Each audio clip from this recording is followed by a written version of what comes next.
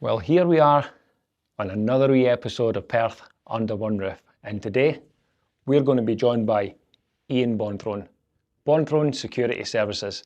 18-year-old he was when he put this together, and only recently he's decided to take it down a different road. Have we started? No. It's been recording. All right, yeah. It's been recording, yeah. So, I suppose thank you for taking the time to come on. That's all right. Now, are you Ian Bonthrone the third? The third, that's right. You are My the third. granddad was Ian Bonthrone, and then my dad's Ian Bonthrone, and so am I. So I don't know if that was deliberate to keep us all in the business and stuff. So the name didn't have to change. Right. I don't think so. But obviously, I think the reason I didn't stay on and do building with my dad is because mum and dad separated, and I guess I was kind of isolated from that a wee bit. Oh. So that, in the summer holidays, I used to work with him. You did? You got your hands dirty? I enjoyed that. It was good. Right. Driving the dumper and stuff. The good stuff. He was working at the race course, I remember one summer, and they were excavating for one of the burns to go through underneath the Nelson stand, new one at the bottom. Aye. I think it was there. Anyway, he was loading up the dumper and I was driving it down at the bottom. You come into the race course, a big triangle car park. Aye. The bottom left corner, and I was driving the dumper up there, dumping stuff and coming back. I must have only been, God knows how old. Not old enough? No, you wouldn't do it nowadays, you'd probably get arrested. But anyway, done that, and I really enjoyed it. And it was good. But I don't know, I don't really know the exact reason I didn't get involved in the building with him. Probably, like I said there, because mum and dad were separated, and coming out of school, I liked electronics, I liked all that kind of thing. Yeah. I liked tech and stuff at school. You did? I hated school on the whole, though. Just wasn't for you either? No, I hated school. Absolutely detested it. Leaving fourth year? Started fifth, but only because mum told me I had to. Right. But I wasn't going to do it. Aye. So you were pleased enough for I'm 2 a minutes. headstrong person, as most of us probably are. Aye. And I went into it with the attitude of I didn't want to be here. Yeah. So it was on borrowed time. Oh, aye. I just went in and done nothing every day at school in fifth year. And I got on well with the teachers, better than the actual people I was at school with. Right. So they were like, "Oh, don't worry, Ian, it's fine. You know, just go into music, play the drums and stuff if you want." Right. So I would do that all day. Missing all the classes and stuff. Aye. And eventually, of course, I said to mum, like, I didn't like school, I didn't want to be there. And she said, "Well, what are you going to do?"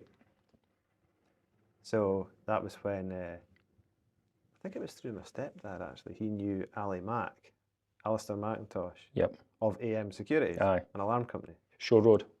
Shore Road, aye. And Ali's a nice lad, still speak to him to this day. So he spoke to him. He was in the process of selling the business at that point in time to a guy called Paul Hunter. Right. Who bought it off Ali. Ali was kind of off retiring. He had a lot of property, he still does. So that was obviously taking his interest. And he was maybe fed up working, quite rightly so. So then I started there when I was 16. I went in on my moped every day. Did you? From Lunkerty. Aye. Very good. I remember starting there and I thought I was going to be an electrician. Yep. So on the first day there was 3 apprentices starting, me and 2 other boys. Went into the office, sat down in it was a tiny wee office. Yeah. There's paper everywhere, it was an absolute mess. At old school. Aye, but it worked. All the job sheets used to come out of a big printer thing. And the noise it made was incredible. So they built industrial. They built like a box for it to live in. So to get your job sheets, you had to go into this mysterious box. Right. I mind them handy like job sheets at the start of the day. This is your week's jobs. And it was like a pile like that. Is that right? Well, later on it was. So we started the first day, sat down, and I remember them saying to me, "Right, okay, do you want to be a Sparky or an alarm engineer?" And I says, "I don't know." All right, okay. Like you tell me. You weren't really bothered? No. And then they said, "Well, we've got more spaces in the Sparky stuff than we do in the alarm side, so you can be a Sparky." I said, "All right, cool, that sounds good." Susie in the office phoned me in and said, "You're not going to be a Sparky anymore, you're going to be an alarm engineer." I said, "Oh, okay, that's fine." And you were still okay with that? Aye. I thought, maybe it's more interesting than Sparky. So then I went out and started working with John. Worked with him since I was 16. And he is actually a nice guy. I'll come back to that later because, yeah, a lot of my life was spent with John. Anyway, alarms, And I thought, this is actually quite interesting. I was quite enjoying it. Old school cameras that they did a coax cable and mains power to them. All right. So that was still what it was back then. Oh, how funny is that? You actually come through the transition. I've seen the cameras right from when they were Yeah. old crap to, and there was about £1,000 a camera, and it was like looking through pixelated things. looking through frosted glass in someone's toilet. Right up to now, where you can buy a camera for 30 quid that's clear as hell. Big difference. Which actually has kind of ruined the security industry a wee bit. I know. Point of view, but that's fine for domestics. But the bigger sites still need a proper system. So that's where companies like ours do the work. But anyway, back to that. John and I got on well, and John was a really good teacher. He was teaching me how to do stuff, and you could tell that I was. When he started to realise that I could do it, he became more interested in telling me how to do things. And before long, I could do stuff that third-year apprentices couldn't do. And then I would end up doing the job entirely, and John would be away doing something else. All right. John would just take me to a job after about 6 months to a year. Really? Aye. John would take me to the job, drop me off, and say, right, okay, this looks fine. X, Y, and Z. Like a house alarm or something. Right, I'm going to go and do Betty Smith down the road, and you can stay here at John's house. And I would do the alarm there from start to finish. He'd come back at the end of the day, and I'd be sitting in my piece. Aye, it's all working. And that worked well. Right. Of course it did. Aye. For John. Aye. And then I remember, once I got my licence, 2 weeks after my 17th birthday that was, because I was really eager to drive. Like, I love cars, and that's one of my downfalls in life. So when I could drive, they instantly gave me a van. I say instantly, they were like, hand me the keys, but no wanting to give me it because they thought I was just going to be reckless. And they were completely correct. They were, aye, there's no lies. Oh, that Escort van got some serious abuse. Was that an Escort van? Escort 55. A 55. Very good. Tremendous piece of kit. Bomb-proof. I reckon you could start that from cold with no oil and just floor it and it wouldn't blow up. 1.8 diesel. 1.8. Aye. However, I did manage to break that van. Aye. Yes. Jumping a bit a wee bit here, but they used to treat me like shit at EM Securities because I was doing the job and I was getting paid. Yeah, you were doing the job that you weren't getting paid for. Aye. But that's, I suppose, looking back, one of the reasons why I ended up doing what I done. But I remember doing 2 alarm installs a day, and I would do it from start to finish. They'd give me the job sheets, all the kit.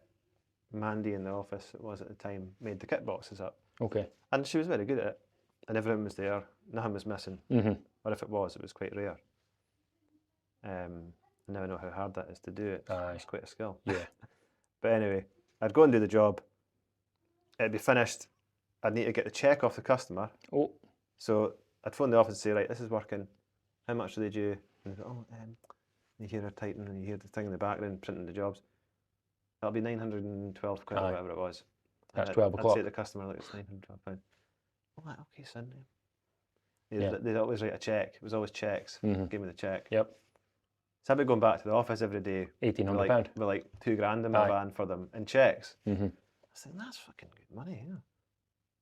And at the time, I didn't think, I'm going to go and start a business. No, and do but that they made a mistake. Well, there's reasons why I did leave. And it wasn't out of my choice as well. Okay. I got banned from driving when I was 18. And they sacked me. Right. Because they said, well, you're not used to it if you can't drive. Oh. And I was like, well, that's probably correct.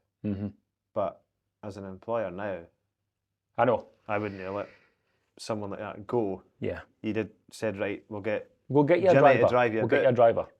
Absolutely. Because a driver, somebody that's maybe between jobs or on long-term sick leave or something that can still drive, you would just get them to drive you. Well, just say, John, drop Ian back off. Aye. Anyway, that was a blessing in disguise. So you were only 18? 18 when I started BSS. So were you finished your time? I just about finished my time. Right. I'd done all the assessments, right, passed them all, and I think I'd missed the last few weeks of college. Okay. And they let you go? Aye. So what was the transition? How long did it take and how did you go about it? Overnight, really. Well, Because was. by that point, I was already doing homers for people, Ah, like family, friends and Yep. stuff. And there was a company called Saltair Security Products that sold the kit. mhm. And I struck up a relationship with them because I was going and collecting all the stuff for AM Securities when I was doing the jobs. And the guy James that owned that, I think he's sold it now and long gone. But me and him got to chatting and I says, well, I'm doing homers and that. Can I buy stuff from you? Yeah. And he's like, aye, no bother. He says, I'll give you the same discount as AM Securities. And I thought, oh, brilliant. Mm-hmm. So I'd get jobs to do and I'd work out how much it was and say 4 cameras in someone's house and or an alarm, and I'd buy the kit off James, Mm-hmm. Get the money off the customer first and say, look, it's going to be 800 quid for your alarm, but the kit's £500, so can you give me that? And they'd be like, aye, no bother. Aye, nothing wrong with that anyway. No, Nope. Still did that with BSS Yeah, laterally. yep. But I wouldn't be so specific. I would say with BSS, 50% deposit, 50% on completion Very for good. new customers. Aye. But back then it was homers, so it was just like, no, there's the money for the kit. Aye. And Just at the end, the rest of it was for yours. me to keep. Aye. So I was doing that at the weekends and at nights, and got banned from driving for racing an undercover police car in my Golf R32 that I had when I was 18, Mark IV, All slowest thing in the world. Aye. It's a 3.2, but 3.2 with about 100 horsepower. Yeah. If you're lucky. And weighed 3 ton. Aye. Yeah. Sounded good though. Sounded quite good. Sounded good. That's all they did. I'm lying. That's not all they did. Quite a cool car. It looked the best. Nowadays, it would be worth a bit of money for a clean one. Yeah. They're the best looking of them because they actually look like they had a body kit. I think I paid £5 for it. Was it? Mm-hmm. I mind watching Michael Gray raced one time in the old Civic. We were in Edinburgh. He was in the 1.6 EG, the blue one. Aye. The Oh, that was notorious probably smoked blue the one. It R32. did. It did, aye. Yeah. But they come off the roundabout together and Michael was gone. Mind you, he had one seat in it. I mean, He's had some car faux pas, hasn't he? Yes. Remember when he blew up his dad's M3? mm-hmm. Aye. Yeah. Quite funny. Anyway, back to the racing the police undercover. I was actually coming back from college Right. because I used to take the van to college, but because I liked college, the lecturer was a guy called Frank who didn't give a flying fuck. Mm-hmm. So he'd finish every day about 12 o'clock, All right. 1 o'clock. And he'd say, right, boys, get here, I'm on my way home. Aye. And we'd all go home. But if I was in the van, the minute I started to leave college, Mandy would phone me and go, Are you finished? you're driving the van. I assume that means you're finished. Come in and we'll give you a job. Aye. So I just took my car, which is fair enough. But, on apprentice money, with a car like that, which I think I paid £2,000 a year to insure it or something, Aye. I could barely afford to put fuel in the thing. And it was a 3.2 Aye, and it was gutsy. petrol. But fuel was still 99p a litre then, under a pound anyway. So that made a big difference. But yeah, I just used to put a tenner or 20 quid in at a time. And Enough to get to college and back. no, I needn't feel like it. You're in here all the time. Mum, can I borrow 20 quid? Where were you racing them? Wasn't it A9, was it? No, coming back, it was Telford College in I was about to Edinburgh. say, it'd be out of So Perth. coming back from there, you had to come down towards the new road that then goes on to the bridge, what was the Fourth Road Bridge. Yeah, got you. So that bit there was a kind of sweepy down and under. You go under the motorway, then you come back through. Mm-hmm. It's a 50. It is a 50, you're right. And first mistake was sitting at 70. And I wasn't doing anything stupid, to be fair, at that point. Apart from 20 mile an hour over what you're supposed to do. That's minor. Yeah. And this 5 Series BMW came up behind me at speed. Mm. And I thought, he's Perfect. obviously wanting a bit of a burn here. So I went down to about first gear. And then the boy pulled out and started to pass me, and I thought, well, I'm going to try and avoid that happening. So Aye. And your second gear. I gave it everything it had, and he still passed me. But he only just crept past, and I thought, oh, well, that's kind of respectable. That's all right. Mm-hmm. Doing about 110 by this point. Following the boy, and then the car just lit up. Oh, man. And they stopped me, and they were like, what was that all about? You were racing me. I said, well, you kind of started it, yeah. And they didn't really like me saying that. Mm-hmm. He said, you obviously didn't know it was police. I said, no, I didn't, or I wouldn't have done that. They were like, well, what we've witnessed wasn't exactly the most dangerous thing in the world. The road's quite quiet. Right. But we'll put the report to Procurator Fiscal Aye. anyway, and Let they them might deal be with in touch, they might not. Aye. Known fine well. And then that was it. Quite a Let you cheery drive away? encounter, and they were just like, "Ah, cheerio, just don't do that again on the way home." Mm-hmm. All right. So I didn't do that again on the way home, and then I got a letter through to the house saying I was needing to go to Edinburgh High Court for dangerous driving, which is like pretty extreme stuff. Yeah. Like evading the police and stuff's dangerous driving. So I went to see David Holmes in Perth. Aye, of course. He's just in George. Davy Holmes. Davy Holmes, aye. He's a legend of a guy. Aye. Thankfully, never had to see him more than that once. Aye. But my dad and I went there because my dad had an encounter that he needed him for. So Okay. Dad was like, right, we'll go and see him. See if we can get a deal. So we went and seen him together. And there was a video of it that they'd kindly sent to David Holmes All right. on a disc. So David had a DVD player with his So you got TV to watch it? Aye. But I was like, this will be, watch this. This is nothing, just watch this. Mm-hmm. So he put the tape on and it looked really bad. Did it? Like, it looked like a proper, like, Fast and Furious video. Oh, right. But the camera was an old crappy, and it was zoomed right in. So, like, it looked like we were so close to each other that you could have had an accident just... But it was loads of room, and it made it look really worse than it was. They're good at that. But David Holmes says, like, that's not dangerous driving. It's just not. So he instantly got it dropped to careless. Okay. And they accepted that. Because you accepted it, essentially. Aye. Aye. But we still had to go to Edinburgh High Court, sitting next to potentially people that have, like, murderers and stuff. Not, yeah. Like, yeah. High Court in Of Edinburgh, course. it's just, I was shitting myself. That's proper, like, go to jail. Yeah. Mm-hmm. And obviously, like, dressed nice and that. I think Dad went with me. He did, yeah. Dad did go with me. Well, he took me through and got our time in the thing, and the guy was like, the judge said to me, this is funny, this is bringing up memories that I completely forgot about. And he says, yep, we take a dim view. I had no points but at this point. Mm-hmm. Or actually, I had 3. I had 3 points. Speeding? Yeah. And that was the reason that he banned me. He said to me, we take a dim view on young people in powerful cars. And I feel like saying, well, it's actually not that fast. Aye. Sounds young better people than it is. in powerful cars, they're obviously a threat to society, dangerous, all the rest of it. So I'm giving you the maximum penalty for careless driving, which was a 6-month ban at that point in time. And I think it was £500 fine, which was quite hefty. But that's let off lightly now. It would be now. Mm-hmm. And he said, if you hadn't had the 3 points, we could have had a discussion about this. But you're obviously a serial speeder. Yeah. So that was it. So I got banned, went back to my job and said I've been banned for 6 months. And they were like, well, it's been nice knowing you. And the manager guy, a guy called Davey, said, don't worry, I'll give you a good reference so you can sign on. It's a great way to say cheerio to someone that's worked hard for you and whatever else. Made the money. Aye. Mm-hmm. But anyway, didn't take it personally.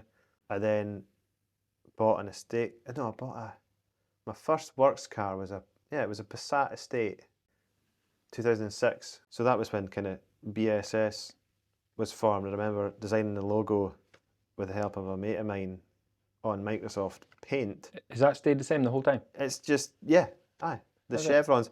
In fact, I wish I had a picture of the old original Just logo. send me it. But I will. Mm-hmm. And it was just like that, but it was sharper edges and stuff. Yeah. Because it was made on paint. And it looked, I thought, that's fine. That'll do. Right, Bonthrone, what are you going to call it? Bonthrone Security Services, all right. That's Easy fine. enough. Yeah. So I got that put on the Passat, white Passat Estate. And I couldn't drive it, of course. That's what I was going to ask you. Did you get a driver? I employed someone immediately who was putting enough faith in me to kind of take the leap. So a guy I worked with at AM was called George Lamond, now of North Star. He was with you that early? Oh, aye. I didn't know first that. Guy. Me and George. Me and George were BSS. That was it. I didn't know that. Aye, George is a great wee guy. Mm-hmm. It was funny. So he worked for me basically after I got banned and didn't have a job. Did he work for AIM beforehand? He worked for AM Securities. AM, sorry. Yeah. Did he leave at the same time with you? Or did he go out on his own? Slightly after I spoke to him and said, look, do you want to work with me? Oh, right. And he did. That's quite a leap. And I can't remember the arrangement. I don't know if it was a salary or what, or if I just paid him like hours or at the end of the week or something. I can't actually remember. I'll have it all. I've got all the paperwork there from when I first started. It's quite funny. You probably couldn't repeat that sort of thing. Yeah. Now. Anyway, so he took the leap. He gave up his job. Aye, and came and worked with me, who had just finished my apprenticeship and was out doing homework. And he's older than you as well. Aye, yeah. A couple of years, I think. Aye, 2 or 3 years older. I don't know what George will be, late 30s. He obviously saw something in you at the time. Must have done. I didn't really think about that. But so he came and worked with me, and we were away doing jobs. I remember doing one job, Canal Causeway, LW Haddo's, which ended up having an association with later. Yeah, That's funny. So we were in there doing all the new cameras and alarms and stuff, and me and George were in this empty warehouse, which is now their stores at the end. Yeah, I know. It was an old fruit place, was it? Yeah, it's difficult to get around there in the morning. It is, aye. And there was old cameras up on the roof, and we were just cutting the cables and saying, "Watch out!" And it was like smashing off the ground and deliberately just really professional. But we were having a great time. And actually, the job was done. It was done well, and everyone was happy, and you got paid. And you went and done the next job and done the same thing, and that continued for a while. How did you manage to find the work? Through family friends. Was it? Really, through just doing homeworks for them. And then the first big job, I say big job, that me and George done very early on was Noah's Ark. For Simon Howe. Yeah. Because he bought it. And he said to me, "That was the first job I ever done for Simon." And it was, he obviously saw that he could maybe get a wee deal, which is fair enough, and give us work at the same time. Big job. So I was dead keen for it. I was like, that's fantastic.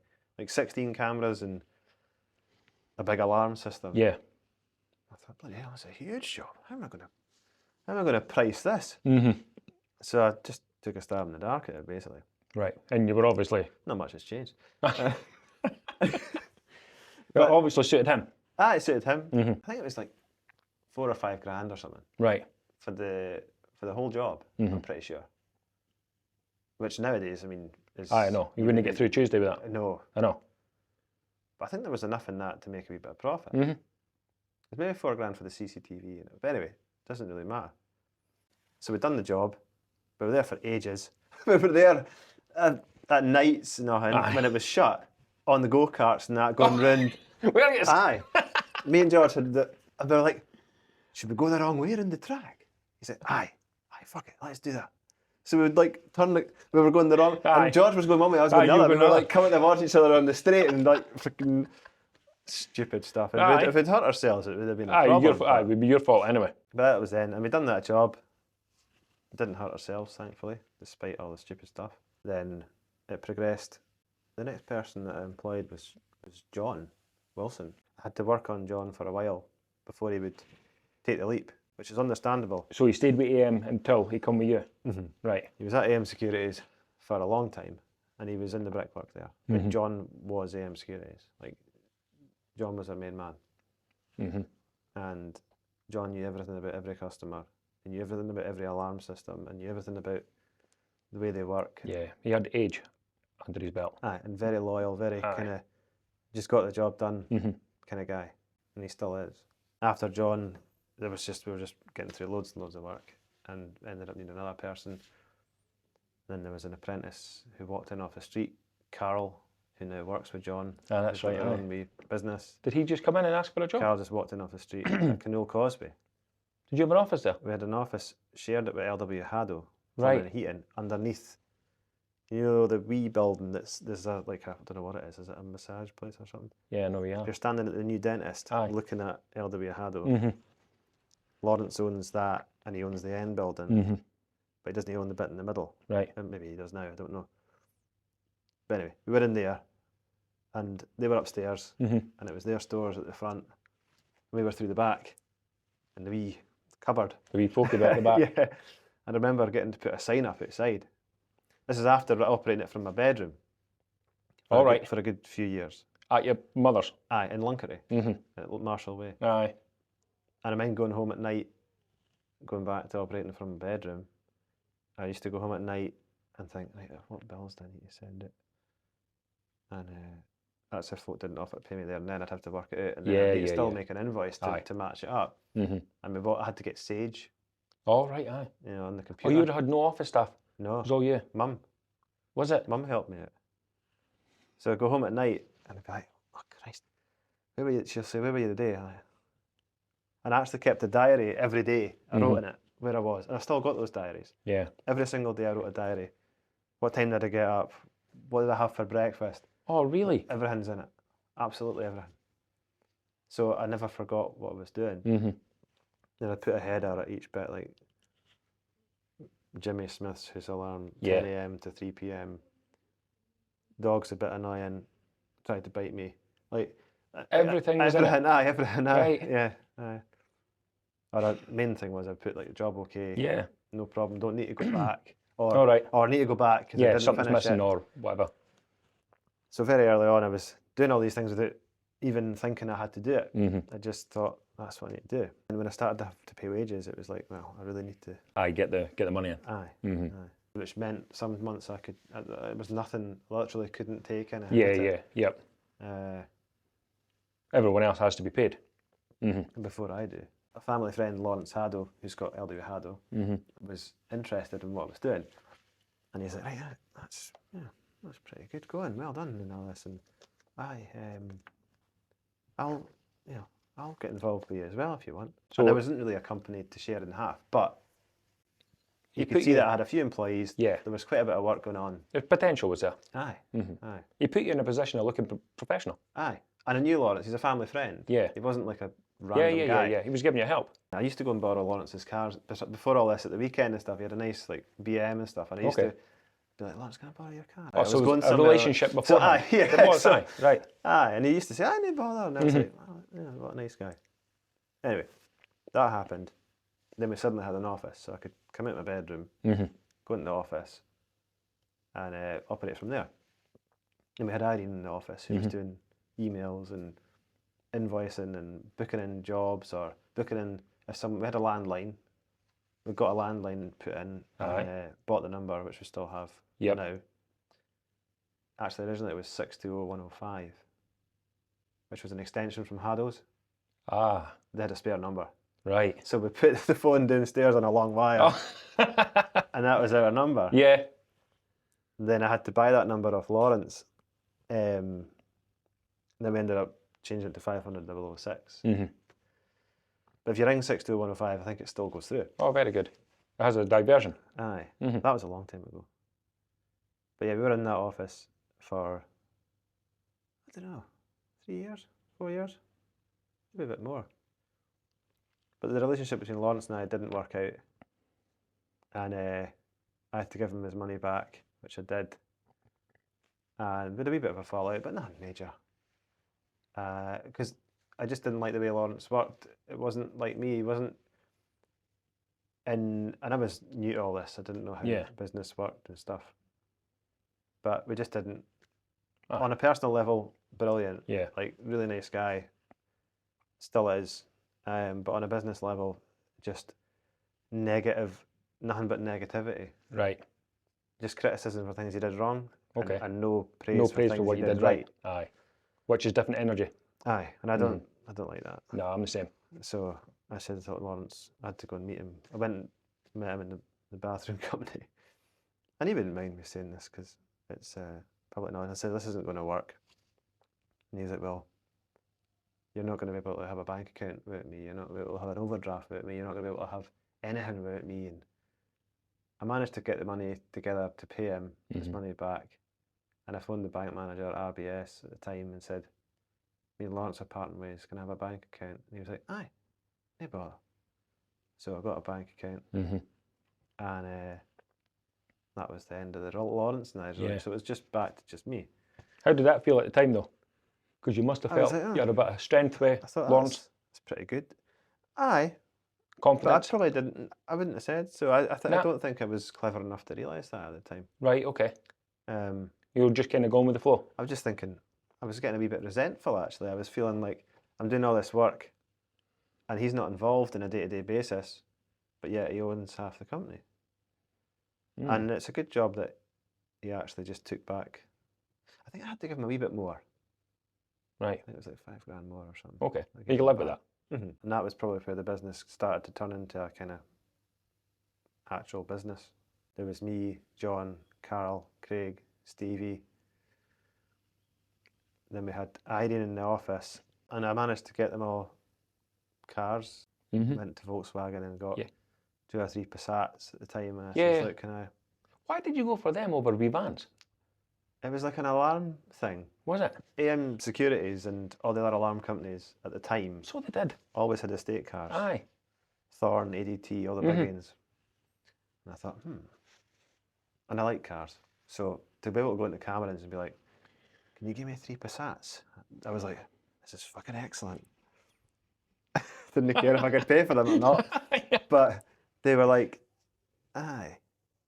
Business lease deal at the time, like £300 a month per car. Really? Aye. We're like £1,000 down or something. That's all right, isn't it? On a 3-year, 20,000 mile a year contract. £300 a week now.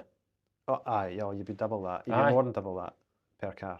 And they'd be dearer to run. But I had to get a fleet policy, all public liability and all that rubbish. Aye. None of this I thought about. But I got it all and it was fine. It was working. Aye, you had a good run. Aye. It was paying its way. There ended up being some money left. The end of the month. And on paper I was going to meet accountants every quarter, I think. And I was thinking, I wonder if we're making money or not. Because I didn't You don't pay attention. I had a gut feeling. Yeah. But I never really I'm good at doing the job. Yeah, I know what you mean. And I'm good at going out, finding work, getting the guys to do it. At the time I would order all the materials and so all that was quite well done. There wasn't anyone else. You're good on the tools. Aye. But in terms of running a business, I had no clue. I'm still not very corporate minded. Yeah, but you're not skilled in that. No. But even then, we're still thousands of pounds every month for salaries and wages. I know. And we always kept afloat when we were doing it, so you knew what you needed per month, and it's heavy. If you're not in business, you wouldn't understand. It's heavy. People think you get a business, and especially when you get to a decent sized business, that you must be making a fortune. No, sometimes it's less. It's very difficult to actually make profit. But no, I've had a good run at it, and then we ended up picking up council work and everything. Yeah. And at the most, I think we had 16 guys on the tools. Was it? And it was just me, nobody else involved, one person in the office. And then we had 2 in the office for a while. We had Hannah came in. Christ, this is a very much a blast from the past, all this. But it's nice to think and remember. And they were in there together. And they worked quite well together. And then I suppose this is when the kind of, I wouldn't say, you become complacent when things start to go well for a number of years. I think I became a little bit like, well, nothing will change. I know. And then, like, our best year ever was like 2019, before the dreaded COVID happened. And the company was doing great. It was making good net profit. But then, and everyone was quite happy. I mean, I could see problems, and I just kind of buried my head in the sand in terms of like operational problems. Yeah. Like guys moaning about not having the right kit on jobs and things, and I was doing too much. I was trying to do everything. Well, I had to do everything because it was just me. It was only you, yeah. But then we met various customers, and then there was another guy, a customer who's remained a customer to this day, who was a very wealthy chap and wanted to invest in the company as well. And right. I thought, well, this'll, why not? So that was another Lawrence situation where he put money in, we fell out, and I gave him the money back. All right, I didn't know about the second one. Probably my fault. I probably should have tried to make it work out, but okay. you live and learn. Well, I mean, you were at that a long time yourself, though. Aye, and that was half the battle. I couldn't give up responsibilities to other people. I found that very difficult. I like to do everything myself and go out and price the jobs, and someone else tries to do it. I was like, well, you're not doing that right. I know. But actually, and the trouble was, if they weren't doing it right, it ended up costing. I know. Like, I know how it goes. to pick out the pieces. So. Yeah. You learn that. That's why you say, I could just do it myself. Aye. So anyway, that happened. And then the end of the 2019, into 2020, I can't remember the date that COVID actually kicked off. When was it again? 15th of March. 2020? Yeah. 15th of March. It's a turning point. It's really the Monday. I hit the Monday on the 16th. Aye. But I remember that everyone was home. And then they were getting 80% the pay with a furlough thing. And how did you deal with that? It's just a bit of a mess, really. Did you have the fork out, the wages? Aye. Oh, aye. We had a float in the bank, and we got it back, didn't you, from furlough money? But you still had to give it away initially. Aye. Yeah. But at that point, I think there would be 20 grand a month in wages, maybe 20 grand a month in suppliers, maybe a bit more. Your PAYE at that point, of course, VAT registration and everything, so you have to pay your VAT. All your outgoings would be 70, 80 grand a month, probably. Wow. Yeah. And it was like that for quite a long time, and you get used to it, and you juggle things around, I know, make it work. And I mean, it's coming in enough that you can balance it. Aye, but equally, you're turning over a lot of money, but you're not necessarily making a lot. But the thing is, see, in your line of work, if you didn't take on the big things, even though they don't give you the big money, someone else will come in and take it. So you've got to take it whilst it's there, even if it is for less. Aye. And there was a lot of pricing jobs, and I was thinking, I just really want this job. I know. And it's like a 20, 30, 40, 50, 60 grand job. And I would price it knowing that it's probably on a knife edge whether it's going to make money or not. Aye. But at that point, we had so many guys that were so good. I know. And they were all really skilled and really talented, which is just not a thing now. Yeah. In this day and age with any business, really. And they just got the jobs done. And it all worked. Yeah. And it got done no matter what. And I think my biggest business failing, I would say, is not realising how good these staff were and not looking after them well enough. They always got paid, like not looking after them in terms of financially, but I should have done more to try and keep them and make them not want to leave. But anyway, you live and learn, and it's just one of these things. You can't change it. So well, like I said a couple of minutes ago, you were on your own. You were totally mentoring yourself. Aye, and it's like holding the load. I mean, I was what, 20? Aye. 20s anyway. Aye. Wouldn't it make any odds? 20s and running an outfit like that. A pretty big company. Yes. Yep. With no mentor. No. I mean, I had like people like Lawrence or like the other guy that you could speak to, but yeah, but that's not the same. They'd been there and got the T-shirt and done it. I know. So it's very easy at that point in life to probably look down on someone and say you should be doing this, you should be doing that. Yeah. But actually, every business is different, and most successful companies have more than one director. I never got that right. I never got that kind of management level right, because it was a big enough business that it needed that, but I never had that. It was just me. Was it always just you? Aye, yeah. So then COVID happened, and COVID finished, and we still had the work. That wasn't the problem. But something was different. You know, people came back resentful to be at work. Yep. Didn't really, they're getting a wee bit more money in their hand, but they're now working full time. I know. So like, well, this is crap. I'd rather be back at home. That changed folk, man. 80%. Aye, massively. Good people. Yeah. Good people. I know. I had that conversation this morning. That was when people just started leaving and either going self-employed. In fact, most of the good guys that left went self-employed. John included. I know. And with the boy that walked through the door. With the boy that walked through the door, Carol. Aye. I mind Carol, he came in with his leather jacket on in Canole Causeway. Fawns. And was like, you got any jobs? And Irene, at the time, she was quite, Irene said what she thought. She's like, what do you mean? Doing what? Like, what do you want to do? You want to clean the place?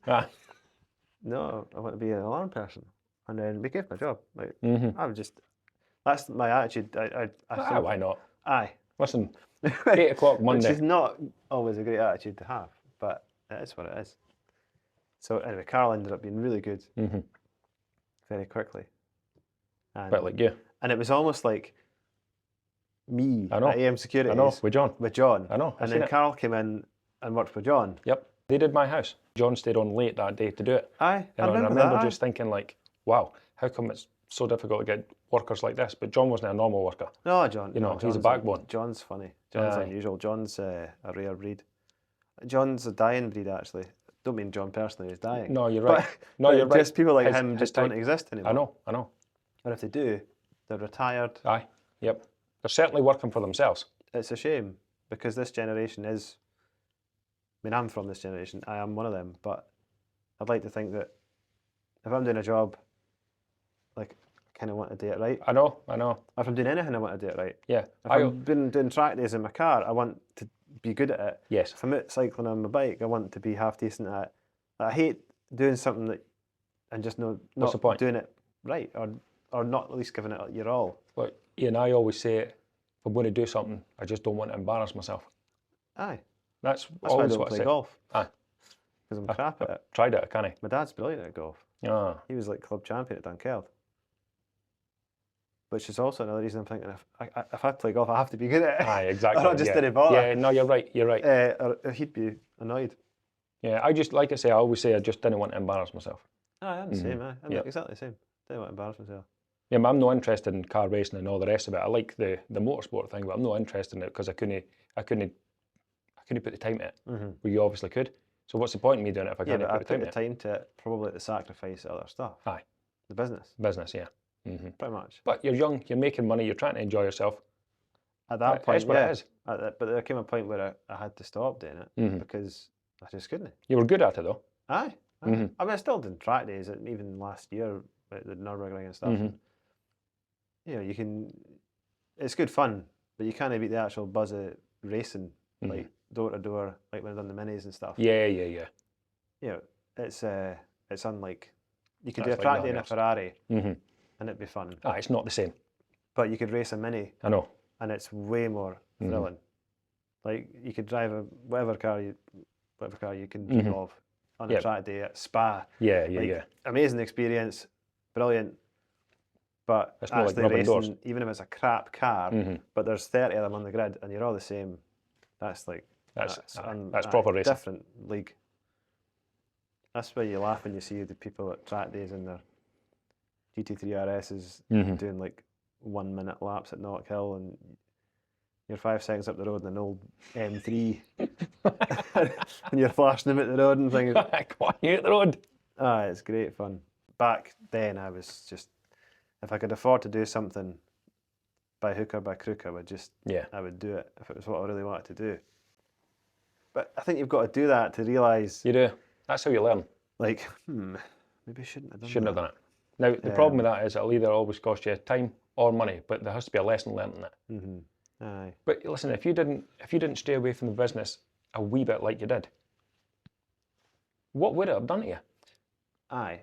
If the business had kept doing well and never had any problems apart from wee operational things, you probably would never have known what not to do or I know. what you'd need to do in order to make it work.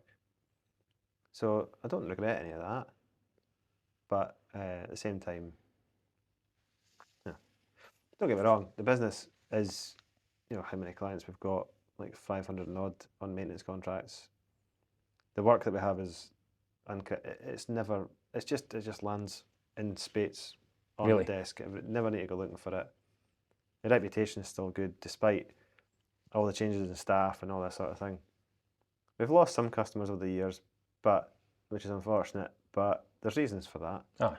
It's either I've taken my eye off the ball and let other people in, or people in the office haven't been responding to them as quickly as they'd like. But there's so many balls to a business to keep juggling, and it's really difficult. Which I suppose is why what I've done recently is I got approached by 3 different companies, totally out of the blue. I didn't go looking for anything. Right. Saying, do you want to sell your company? And I thought, nah.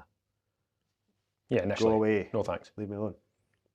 In fact, the first meeting, so I've now done a deal with another alarm company, but even the first meeting with them, the guy was like, would you work for us, still as a small shareholder, would you work for us for a period of time? I was like, no, I'm not interested in that. Aye. No, I'm either selling it take the whole lot, aye, or nothing. and I'm going away, or nothing. Yeah. And he was like, oh, all right, okay. I was being really quite defensive, which is not like me. I'm not that kind of person. I'm really easygoing, and but I had it in my mind that somebody would come along and buy the company, and I would just hand it to them. You could forget about it. Aye. And I would go off and do something else. Oh. I didn't really know what I was thinking, along the lines of a car garage or something like that. Very good. Like just starting something else. I know. From nothing.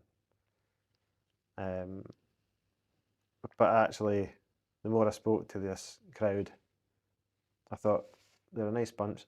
An alarm company bigger than us, not quite double the size, but a fair scale bigger. Yeah.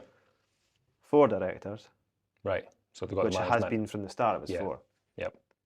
One does the sales, one does the money stuff, one does looking after the guys, working with 4 guys, projects. Yeah. The layers are there. Yeah. Like There was 4 Ians in that business. There was exactly. Yeah. So if one Ian was making a mistake, aye, the other Ian could go, "That's pretty stupid. Aye. Why are you doing that?" Because all their intentions are the same. Whereas to build a business. I didn't have any. I made the mistakes and then had to find out myself when it was too late. What will you do? What if I ever left? No. Where else you there now? Oh, I'm just doing sales. Is that right? So what I was doing before was predominantly sales. But now I'm doing that without any of the other rubbish. Very good. None of it. So now I can go out, speak to existing customers, follow up new leads that come in, or existing customers that want stuff done, which I've always done anyway. That's my job. That was my main job.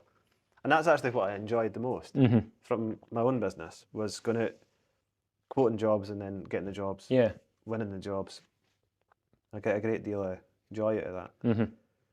But beyond that, with BSS, I had to deal with, oh, I'm not coming in today. I know. Oh, I didn't like working with him. Yeah. He's an arsehole. Like, I can't. It takes you off your flow. It's too windy outside to get out my van. Yeah. Like, I'm not, stuff like that. And I thought, well, that was what was grinding me down. People. That was the main reason that I wanted to make a major change. It's not because the business wasn't getting enough work in. Yeah, sure, cash flow could be a nightmare up and down, but that's just the way of the world. You've got to just... You're in business. Yeah. It's not a linear process. No. And the profit wasn't there the last few years. It was treading water. Turning over a lot of money, but there was a lot of money going out the door. And a lot of inefficiencies. It was a bucket with 10 holes in it. Aye. And there was loads of water going in, but it was all pushing it. And there was nothing left. So that was the main catalyst for it. And I thought, something's got to change here. I was getting sick to the point where I was probably ending up just about ill with just stress. And I'm not a stressful kind of person. I don't really get stressed. But it was affecting me subconsciously, I think, to the point where I was thinking, no, I'm not doing this anymore. I'm just not. So that's when, I started speaking to the guys at Central FS in Glasgow, who now have majority share in my business. And they will eventually amalgamate it into their brand. Yeah. But that was all discussed from day one. Yeah, no secrets. That's up to them. But I'm not too precious about that. At the end of the day, I've done what I've done. It's a shame to see my name go, but I'm part of something else. Aye, but the customers are still there. They're still dealing with me. They're happy with that. And fortunately or unfortunately for them, I've got more time to spend to go and see them. So I can actually spend the time to think, right, they weren't quite happy about that. What can I do? I'm going to go and sort it out. Aye. Yeah, before I was fighting, doing too many things, and they're all right. Their stuff's working. I know. Like, it's not a big deal. I'll just leave it. But actually, it was to them. It was to them. People not getting a phone call back is a big deal. It is. And if I'm a customer buying something or doing something, You want that phone call. I want that I know. service. And you want to have a business that can offer that. Yeah. Or do that without needing to think about it. But that's now what we have. Yeah. Albeit it's not mine. It's a very small bit of it is mine. Mm-hmm. But that's better than owning everything as something that is Failing. It's Aye, bringing you I guess down. a victim of your own kind of success. Yeah. The thing's kind of eating me up. Aye. And you're too young for that. Yeah. To be fair, I mean, you had a choice. 35 now. Mm-hmm. You had a choice. You didn't be swallowed up by a business at 35. No way. No, but it's the only thing I've done since I was 16. Mm-hmm. Well, I was an apprentice and then 18, so... Yeah, but you jumped straight in. Or jumped straight in. But I didn't go out there English thinking, is. I'm going to start a business. No. It started itself. It's just the way it went. And I was... But you must have felt like, I mean, I know what it was like for me over the last 12 years messing about. You must have felt like you've lost like 10 years, 15 years. Possibly, but I don't really think about it that way. You don't? Nah, I look at it like that. Do you? I do, yes. I'm Aye. like, okay, what happened in those 10 years? We obviously done all right, but we traded it for 10 years of our life Mm-hmm. that you didn't get back. Mm-hmm. And it isn't a linear process. It's no, and it's the hardest thing about the business is pleasing people. And I always say, you can't please everyone. It's not your job. No. But you take it upon yourself to be like that. The stuff I would do, like to keep customers happy, I would just get guys back to jobs. I know. I'd replace parts that didn't. Yeah. Just do it until they're happy. And it would cost you I know. a fortune. Yeah. And that's losing money. But the customer was happy, and that was losing money. That's losing money. And also, when you've not got the team like we had of guys that are just all, their heads are in the right mindset of saying this is a business, they know what it needs to do to make it work. When you've got guys that don't think that way, they're just there to make their salary, work from paid. Time to time. Yeah, nothing after, nothing before. Then it doesn't take much for a job to go down the way. I know. See, I mean, the guy I've got working for me at the minute, he messaged me last week and said, listen, we're going to need plastic tomorrow to wrap up that stuff. Aye. This was 10:15 at night. All right. I said, thanks, man. That's what you want. Now, I'm not wanting him sitting in his house wondering how the job's going to go. But if he thinks about something, it's nice to know that it's on his mind. Aye, for sure, aye. Because I forgot about it. But that, like, we used to, go back to John and that, he would phone the suppliers up and fix problems and the stuff would just arrive and I'd be like, what's that for, John? Oh, you didn't order it. Oh, sorry. Aye. But he would fix it and customers loved him and the pair of us had a great kind of working relationship. But then... why didn't you put John up a step? John didn't want that. Did he not? John didn't want to run all the guys. Right. He just wanted to he likes being on the tools and doing a good job. But now, of course, he's got a business to run with Carol, so he's going to have to do a lot of these things that he probably wouldn't have otherwise wanted to do. So see at your new position of 20%, is it going to give you more time free?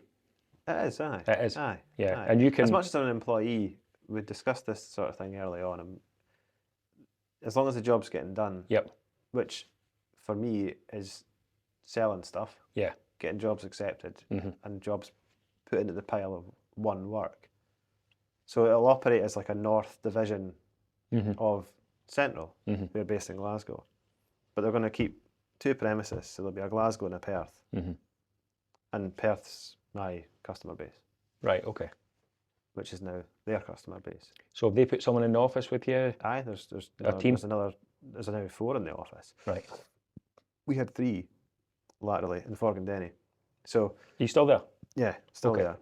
Does it still remain BSS at the minute? At the minute, yeah. How many people are now in BSS? At the minute, there's 14 people. Right. It's been like that for quite a while. That consists of 3 in the office, me, and then you've got 10 engineers. Right, okay. 14 on the payroll. Aye, still quite an outfit then. Aye. Aye. Yeah. But we need more. Like, we could have another 5 staff and still be plenty for them to do. Really? Oh, aye. Easily. Aye. Not a bad problem to have. No. But that has been the main problem for a long time. Too much work. Too much work and not enough people to do it. Yeah, yep. See, if I was to start it again and go back to just starting again with nothing, I wouldn't let it. I wouldn't let what happen. I wouldn't let it take control of. I wouldn't let it overtake me again. Yeah. That's what I'm trying to say. Mm-hmm. I wouldn't let it get too big. So I was going to ask you. I would have kept it smaller. Mm-hmm. Because I think you'd make more money that way. Less stress. And have less stress. Less stress, aye. But work for your nice clients that are direct to client work. Become exclusive. For good. Yeah, we've got a great customer base. Mm-hmm. You could half that customer base and have a business that's a bit smaller. Aye. And it would probably make as much money. Yeah, I know. If not more. Well, that's what I mean. At the time when you're coming up the ranks, you know, you think, well, I'll get another motor, we'll get 2 guys because the work's there. Mm-hmm. The work is there. Doesn't I never necessarily even thought mean about it. I used to employ people and not even bat an eyelid. Didn't care. You just think, I need them. So what? I need them. They're on 40 grand a year. All right. I need them. So, fine, aye. So yeah. put them on. Mm-hmm. He's wanting a job and he's on 42 grand. That's fine. I give him a job as well. There's a couple of times I could have done that job. And you're like, Jesus Christ, that's a lot of money. It's a lot of money. And every month. It doesn't change. And then holidays. Yeah. It's funny, I didn't really notice the difference. You just paid it anyway every month. Aye, like December and January, it's your holiday, majority holiday. Yeah. Months. But they're all the same. Mm-hmm. You know, the cash flow throughout the year is always pretty crap. You always had to work it away at paying bills. It always looked well, and though. You just prioritise. You make sure the wages are paid. Mm-hmm. That's priority number 1. Yeah, yep. Wages are paid. Suppliers and HMRC, yeah. You probably have to separate them. I would say HMRC's secondary. I know. Suppliers maybe last, though. Third. Mm-hmm. But then, depending on what your pipeline of work is, depends on what supplier you pay first. Mm-hmm. But I'd always, if you're going to be late, most suppliers don't care. Tell them. You phone them and say, look, I'll pay you on the 15th. Give 5 minutes. No bother. Mm-hmm. And their account remains open, you can order stuff. But I think you'll find that even businesses that turn over £10 million a year, they're all the same. They've got to do that. They're all the same. And it's probably not for 20 grand, it'll be for 200 grand. Yep. But suppliers are all the same kind of breed. You know, they want to sell kit to you. Yep. And the more they can sell to you, the better. They need you to buy. They don't want to put you on stop. Mm-hmm. I've worked for companies that are on stop. Mm-hmm. You know, and you go in and it's quite embarrassing. But I think I didn't pay the CEF bill once, and it was like, but they're really quick at putting you on stop. The boy phoned up the office, I can't buy this stuff, it's on stop. Aye. And I phoned Steve Rennie, I says, sorry mate. And they're like, you pay him there and then on the phone, and it's sorted. But yeah. Cash flow. And cash flow can be it can kill. It can kill good businesses. Yes. Yep. Which people don't realise. But that's the most difficult part. People and cash flow. Everything else is manageable. Mm-hmm. But I enjoyed working. I still enjoy working. Mm-hmm.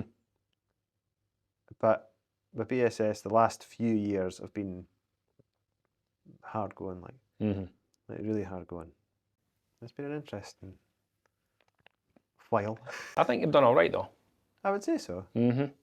Kept it going all that time, just yourself. I'd never be one to kind of like compliment myself on stuff, but I think you've done all right, man. Yeah, I think so. Well, you're still here. The business is still running, remember? You chose to. Well, yeah. That was a choice. No, it wasn't like it went down the pan. That was a choice. Nothing, no.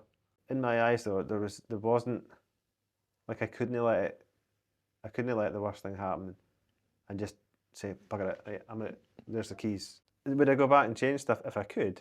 Aye, probably would. Aye. Wouldn't we all?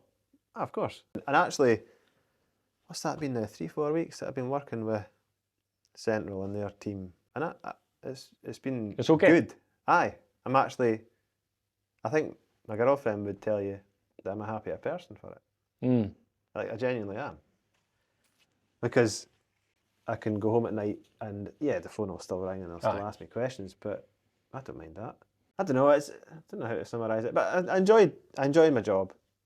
And in my eyes, the job really hasn't changed because I'm still dealing with the same customers. Mm-hmm. And they like dealing with me, most of them anyway, or they wouldn't be doing it. Quite happy with that? I think so, aye.